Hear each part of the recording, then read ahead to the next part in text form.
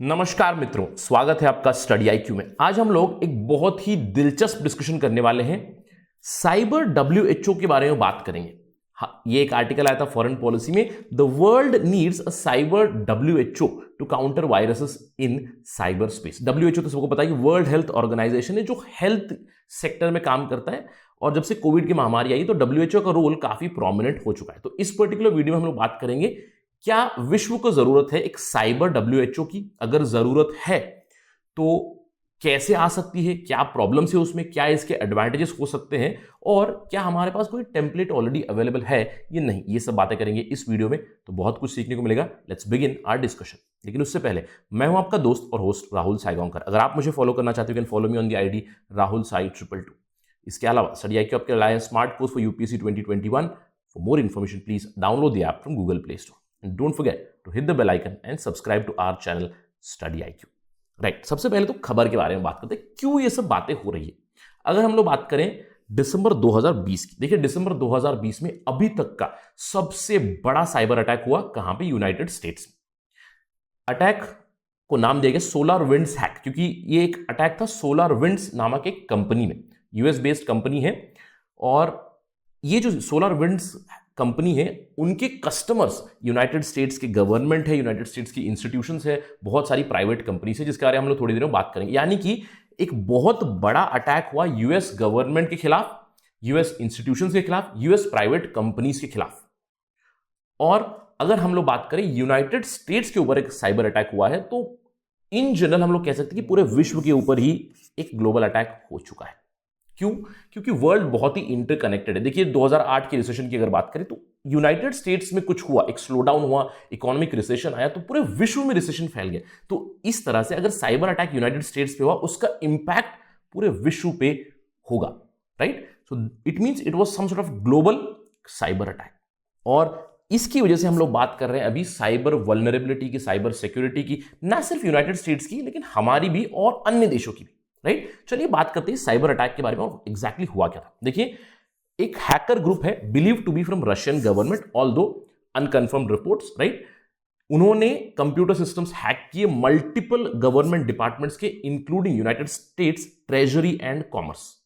और ये जो हैक था, इसको डिटेक्ट किया एक कंपनी ने, साइबर सिक्योरिटी कंपनी जिसका नाम है फायर आई। और ये फायर आई कस्टमर है सोलर विंड्स का। सबसे बड़ा अटैक कहां पे हुआ? उन्होंने अटैक किया इंफ्रास्ट्रक्चर, एक कंपनी है जिसका नाम है सोलर विंड्स। ये सोलर विंड्स क्या करती है? उनके नेटवर्क और कुछ एप्लीकेशंस है, मॉनिटरिंग प्लेटफॉर्म से, जो वो दे चुके हैं बहुत सारी कंपनीज को, उसका नाम है ओरायन।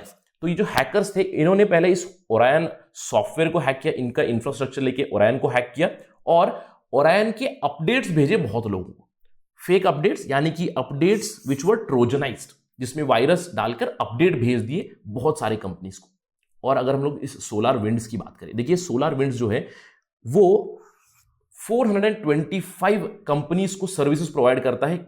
फॉर्चून 500 मतलब टॉप 500 जो यूएस की कंपनीज है, उसमें से 425 कंपनीज को सोलर विंड्स ये ओरायन प्लेटफॉर्म प्रोवाइड करता है, जिसमें यूएस के 10 टेलीकम्युनिकेशन कंपनीज है, टॉप अकाउंटिंग कंपनी से, यूएस की मिलिट्री इंस्टीट्यूशन से, पेंटागन है, स्टेट डिपार्टमेंट है, और बहुत सारी यूनिवर्सिटीज और इंस्टीट्यूशंस सर्विसेज लेती हैं सोलर विंड्स से।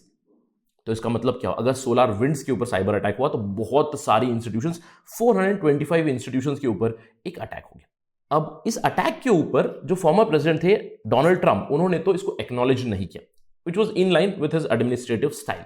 लेकिन यूनाइटेड स्टेट्स की जो इंटेलिजेंस कम्युनिटी है, उन्होंने क्लियरली बताया, in fact they believe that Russia was behind, और रशिया की जो एजेंसी है एसवीआर इंटेलिजेंस एजेंसी, वो इसके पीछे थे, उन्होंने इस चीज को लॉन्च किया था।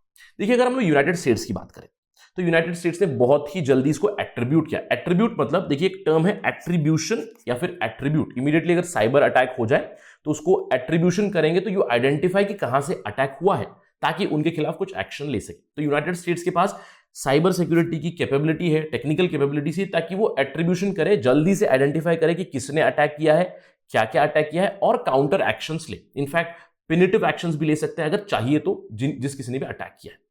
तो यूनाइटेड स्टेट्स के पास कैपेबिलिटी है, और उन्होंने ज्यादा नुकसान होने नहीं दिया। इनफैक्ट जो भी हैक्ड सिस्टम थे उसको आइसोलेट करके उन्होंने रेजोल्यूशन ढूंढ लिया जल्दी से। अब सवाल ये उठता है, यूनाइटेड स्टेट्स ने कर दिया, अब इमेजिन कीजिए, एक मिलियन डॉलर क्वेश्चन है कि अगर ऐसा एक बड़ा साइबर अटैक हो जाए इंडिया के ऊपर, तो सवाल उठता है हम क्या करेंगे या क्या कर सकते हैं। देखिए हमारे पास, हम कहते हैं कि साइबर इंफ्रास्ट्रक्चर काफी है, we have a cyber security policy 2013 में आई थी, we have CERT computer emergency response teams, cyber स्वच्छता केंद्र है, एटसेट्रा एटसेट्रा। बट इन सब के बावजूद कहीं ना कहीं हम लोग कह सकते हैं कि हमारा रेस्पॉन्स यूएस के बराबरी का नहीं हो सकता। अगर इतना बड़ा अटैक होता तो टू लार्ज एक्सटेंट इंडिया के ऊपर बहुत बड़ा इंपैक्ट होता और शायद हमें इन डेवलप्ड कंट्रीज की मदद लेनी पड़ती, राइट। चलिए इंडिया की बात छोड़िए, अगर आप यहां पे इंडिया का नाम हटाइए और किसी और कंट्री का नाम डाल दीजिए, United states, I think they would do better, ठीक है, उन्होंने किया भी। इजराइल डाल दीजिए, इजराइल के पास भी कैपेबिलिटी है। जर्मनी डाल दीजिए, फ्रांस डाल दीजिए, यूके डाल दीजिए। डेवलप्ड कंट्रीज अगर यहां पे डालेंगे तो ये व्हाट इफ सवाल होगा कि उनका रिस्पॉन्स टू सर्टेन एक्सटेंट अच्छा होगा। अगर मैं कहूं विश्व में समझ लीजिए एक डजन देश है, 12 देश है जिनके पास कैपेबिलिटीज हैं अच्छी खासी, अगर उनके ऊपर साइबर अटैक हुआ तो they can take care of themselves. But यहां पे अब नाम डालिए बांग्लादेश का, क्या होगा बांग्लादेश का? यहां पे नाम डालिए जिबूती का, सोमालिया का, एरिट्रिया का, अफ्रीकन नेशंस, कैरिबियन नेशंस, क्या उनके पास ये कैपेबिलिटी है? चलिए मैं आपको एक उदाहरण देता हूं। हाल ही में सेंट्रल बैंक ऑफ बांग्लादेश के ऊपर भी एक साइबर अटैक हुआ था, तो बांग्लादेश ने किया क्या? ऑब्वियस सी बात है कि उन्होंने यूएस के साइबर सिक्योरिटी एक्सपर्ट्स को हायर किया और इशू को रिजॉल्व करा दिया। सिमिलर चीज हुई थी चिली में भी, साउथ अमेरिकन देश है, बैंको डी चिली में भी ऐसे ही साइबर अटैक हुआ, तो उन्होंने भी सर्विसेज दूसरे देश की यानी कि डेवलप्ड कंट्रीज के एक्सपर्ट्स की ली। तो this is quite understandable, right. But in सब चीजों के साथ प्रॉब्लम क्या है? अब इमेजिन कीजिए जो कोविड की महामारी चल रही, right, Covid is a global pandemic, और अगर इस ग्लोबल पैंडेमिक में केवल ऐसे डजन देश होंगे या फिर 12-14 देश होंगे जिनके पास कोविड टेस्टिंग की टेक्नोलॉजी रहेगी, कोविड के खिलाफ लड़ने की क्षमता रहेगी, आइडेंटिफाई करने की, जैसे बहुत सारी टेस्ट आई, आरटीपीसीआर आई, एंटीजन टेस्ट आई, जैसे कि हम लोग कोविड को आइडेंटिफाई कर सकते हैं। ये टेस्ट तो अभी सभी देशों के पास पहुंच गए, लेकिन क्यों पहुंचे? क्योंकि यहां पे रोल रहा है वर्ल्ड हेल्थ ऑर्गेनाइजेशन, क्योंकि हेल्थ पैंडेमिक है तो डब्ल्यूएचओ ने काफी अच्छा काम किया। इनफैक्ट आप आर्ग्यू कर सकते हैं कि सर शुरुआत में काफी ज्यादा एलिगेशंस लगे थे डब्ल्यूएचओ के ऊपर कि उन्होंने चाइना को नेग्लेक्ट किया, वार्निंग साइंस को नेग्लेक्ट किया, बट नॉनदलेस जो अभी पैंडेमिक की तरफ रिस्पॉन्स है डब्ल्यूएचओ है, इसीलिए कोविड की जो टेक्नोलॉजी है देशों के पास पहुंच रही है, कोविड की वैक्सीन की रिसर्च है जल्दी पहुंच रही है। इनफैक्ट जो कोविड की वैक्सीन इंडिया ने डेवलप की है उसके ऊपर डब्ल्यूएचओ ने काफी सराहना की है। उन्होंने कहा है कि इंडिया की जो वैक्सीन डेवलपमेंट कैपेसिटी है, कैपेबिलिटी है, इट इज अ बून, ये एक वरदान है पूरे विश्व के लिए। क्यों? देखिए वर्ल्ड हेल्थ ऑर्गेनाइजेशन सभी देशों को साथ में लाता है और हेल्थ पैंडेमिक्स, हेल्थ सेक्टर की तरफ सबको एक प्लेटफॉर्म पे लियाकर कोलैबोरेट, कोऑपरेट करवाता है, राइट। तो अब हमारा सवाल उठता है एक कोर क्वेश्चन, क्या जैसे डब्ल्यूएचओ है जो हेल्थ सेक्टर की तरफ काम कर रहा है, जो हेल्थ पैंडेमिक्स को अंडरस्टैंड करने के लिए, हेल्थ थ्रेट्स जो आते हैं उसको पहले अंडरस्टैंड कीजिए और उसको कॉम्बैट कीजिए, जैसे डब्ल्यूएचओ ने काम किया है एड्स के खिलाफ, पोलियो के खिलाफ, जो पूरे विश्व को प्रताड़ित कर रहा है, सभी देशों को। तो डब्ल्यूएचओ ने एक सेंटर स्टेज लिया है, सभी देशों को साथ में लाया है, रिसर्च फंडिंग करते हैं, इन सबसे मदद करते हैं। तो क्या ऐसा ही एक डब्ल्यूएचओ हमें चाहिए, साइबर डब्ल्यूएचओ, ताकि हम साइबर वर्ल्ड को समझे, साइबर वल्नरेबिलिटी को समझे, साइबर सिक्योरिटी की तरफ मेजर्स ले? अगर आपको नाम पसंद नहीं है साइबर डब्ल्यूएचओ तो आप मुझे कमेंट सेक्शन में बताइए किस तरह की बॉडी चाहिए, probably world cyber security organisation et cetera, whatever you wish, right, just let me know. But nonetheless अभी तक आपको एक आइडिया जरूर आ गई होगी कि आपको लग रहा होगा जी बिल्कुल एक साइबर डब्ल्यूएचओ की काफी जरूरत है विश्व में, क्योंकि अभी फिलहाल कैपेबिलिटीज है गिने चुने देशों के पास साइबर सिक्योरिटी या फिर साइबर थ्रेट से लड़ने की। बाकी देशों को क्या होगा, बाकी गरीब देशों को क्या होगा, developing nations, least developing nations का क्या होगा? उन पे अटैक हुआ तो what will they do? They need some sort of expertise, right. तो अगर देखिए साइबर डब्ल्यूएचओ बन गया तो साइबर डब्ल्यूएचओ किस तरह मदद कर सकता है? देखिए एक तो नॉर्म्स डेवलप करेंगे कि साइबर स्पेस में बिहेवियर किस तरह होना चाहिए, रेस्पॉन्स किस तरह होना चाहिए। इनफैक्ट देशों को हेल्प करेंगे ताकि एट्रीब्यूशन हो जाए जल्द से जल्द, यानी कि अगर अटैक हुआ है उसको जल्द से जल्द एट्रीब्यूट कीजिए कहां से आया है, आइसोलेट कीजिएगा सिस्टम्स को और रेक्टिफाई कीजिए इश्यूज को, यानी कि साइबर अटैक हुआ तो उसको न्यूट्रलाइज करने की तरफ मदद कीजिए, ना सिर्फ डेवलप्ड कंट्रीज बट वो डेवलप्ड कंट्रीज मदद करे बाकी सब देशों की, क्योंकि अभी एक साइबर डब्ल्यूएचओ है which has brought that particular platform जहां पे सारे देश मिलकर साइबर सिक्योरिटी बढ़ाने की कोशिश करेंगे पूरे विश्व में। नॉलेज शेयर करेंगे थ्रेट्स के बारे में, अटैक्स के बारे में। अगर यूएस के पास कोई डेटा है कि इंडिया में अटैक होने वाला है, तो जल्द से जल्द इंडिया को बताए कि आपके ऊपर खतरा है, आपके ऊपर एक साइबर अटैक हो सकता है। तो इंफॉर्मेशन शेयर करें, बेस्ट प्रैक्टिसेस को शेयर करें कि किस तरह हम लोग रिजॉल्व कर सकते हैं इन सारे इश्यूज को। और साथ ही साथ ये साइबर डब्ल्यूएचओ हेल्प करेगा technical support in cyber building, जो भी हमारी साइबर इंफ्रास्ट्रक्चर है उसको बिल्ड करने में, इमरजेंसी रिस्पॉन्स, इमीडिएट रिस्पॉन्स, इन सब चीजों में काफी ज्यादा मदद कर सकता है साइबर डब्ल्यूएचओ, राइट। तो इन सब चीजों लग रहा है आपको कि ये तो काफी इजी चीज है, साइबर डब्ल्यूएचओ बना दीजिए, वो सारे देशों को हेल्प कर देंगे। लेकिन कुछ प्रॉब्लम जरूर है इस साइबर डब्ल्यूएचओ के बनने में। अब सवाल है क्या प्रॉब्लम है। पहला प्रॉब्लम ये है कि जो गिने चुने देश है, डेवलप्ड कंट्रीज है, जिन्होंने रिसर्च करके, जिन्होंने पैसा लगा के अपनी एक्सपर्टीज बढ़ाई है, टेक्निकल कैपेबिलिटीज बढ़ाई है साइबर सिक्योरिटी की तरफ, वो अपना एक्सपीरियंस क्यों ही शेयर करेंगे, अपना एक्सपर्टीज क्यों ही शेयर करेंगे? What is the incentive for them? अब cyber WHO has to somehow persuade these countries कि आप अपना जो भी टेक्नोलॉजी है उसको शेयर कीजिए ताकि अन्य देशों को भी मदद मिले, ताकि साइबर सिक्योर रहे हम सब लोग। बट सवाल उठता है ये लोग करेंगे क्यों?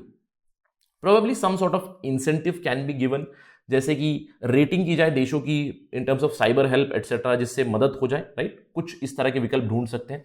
इसके अलावा केवल डेवलप्ड कंट्रीज का प्रॉब्लम नहीं होगा, डेवलपिंग लीस्ट डेवलप्ड कंट्रीज का भी प्रॉब्लम होगा। जैसे देखिए, अगर इंडिया में फर्ज कीजिए कि इंडिया में साइबर अटैक हुआ और समझ लीजिए कि बैंकिंग सेक्टर में अटैक हुआ, तो हम लोगों ने मदद मांगी साइबर डब्ल्यूएचओ से। तो साइबर डब्ल्यूएचओ ने कहा कि भैया आप अपना डेटा दीजिए हमें, डेटा मतलब इंफॉर्मेशन शेयर कीजिए, वो डिजिटल सिग्नेचर शेयर कीजिए जिन अकाउंट के साथ ब्रीच हुई है या जो भी प्रॉब्लम हुई है। अब सवाल ये उठता है, will India be able to share this information? क्या हम लोग इस डेटा को शेयर कर सकते हैं? क्यों? क्या मैं इस साइबर डब्ल्यूएचओ के ऊपर भरोसा कर सकता हूं? क्योंकि अगर साइबर डब्ल्यूएचओ भी बन जाए तो एक बहुत बड़ी प्रोबेबिलिटी रहेगी कि वहां पे भी जो बड़े देश हैं, डेवलप कंट्री से, उनका वहां पे भी दबदबा जरूर बना रहेगा। तो क्या मेरा डेटा सिक्योर है? ये हर एक देश को लगा रहेगा। इनफैक्ट अगर ब्रीच हुआ है तो वो शायद बता भी ना पाए, राइट। तो दिस इज अनदर प्रॉब्लम। तो इन सारे प्रॉब्लम्स को हमें केटर करना पड़ेगा, तभी जाकर साइबर डब्ल्यूएचओ जो बनेगा एक प्लेटफॉर्म बनेगा, एक आइडियल प्लेटफॉर्म बनेगा, डेमोक्रेटिक प्लेटफॉर्म बनेगा, ताकि पूरे विश्व में साइबर सिक्योरिटी मेंटेन रहे। अब सवाल ये उठता है कि क्या हम लोग ये बना सकते हैं? What is the possibility, right. अगर हम लोग बात करें, let's hope we do create this cyber WHO, क्योंकि हमारे पास टेम्पलेट्स काफी है। जब से इंफॉर्मेशन एंड कम्युनिकेशंस टेक्नोलॉजी का रेवोल्यूशन हुआ है, तब से इन सब चीजों पे फोकस भी जरूर बढ़ चुका है। इनफैक्ट एक ऑर्गेनाइजेशन भी है, international telecommunications union, ITU। Remember, ITU is a United Nations agency, और ये ITU ही है जो साइबर सिक्योरिटी इंडेक्स हर साल रिलीज करते हैं। इसके अलावा ITU ने एक साइबर सिक्योरिटी एजेंडा भी दिया हुआ है, ग्लोबल साइबर सिक्योरिटी एजेंडा, जिसके अंदर जो मैंने बात की आपको बेस्ट प्रैक्टिसेस, शेयरिंग इंफॉर्मेशन, इन सब के बारे में जानकारी दी हुई है। इसके अलावा नेटो का ऑलरेडी एक साइबर स्पेस ऑपरेशन सेंटर है, which is very very active in terms of cyber security. This is another template, इसी को डेवलप भी कर सकते हैं या फिर ITU के थ्रू कोई और बॉडी बना सकते हैं। ऑलरेडी हमारे पास बुडापेस्ट कन्वेंशन है, Budapest convention on cyber crimes, which is again a template for us to understand कि साइबर क्राइम्स क्या होती है, साइबर क्राइम्स को किस तरह हम लोग रोक सकते हैं। और इसी से हम लोग बात करते हैं टालिन मैनुअल के बारे में। देखिए, Tallinn manual is also related to cyber crimes, right. और ये बुडापेस्ट और टालिन जगह है, तो आप मुझे कमेंट सेक्शन में बताइए बुडापेस्ट कहां पे है और टालिन कहां पे। ये कन्वेंशन और ये जो मैनुअल है, ये दोनों भी काफी ज्यादा जानकारी देती है साइबर थ्रेट्स के बारे में, साइबर सिक्योरिटी के बारे में, बेस्ट प्रैक्टिसेस के बारे में। तो दीज आर ऑल टेम्पलेट्स जिसको हम लोग डेवलप करके शायद आगे चलकर साइबर डब्ल्यूएचओ बना सकते हैं, क्योंकि हम सबको पता है कि इसकी बहुत बहुत ज्यादा जरूरत है। क्योंकि अगर यूनाइटेड स्टेट्स के ऊपर ही इतना बड़ा एक अटैक हो सकता है, तो सोचिएगा कि छोटे देशों का क्या होगा। That's it from my side on this part of discussion. Thank you for watching. Jai Hind.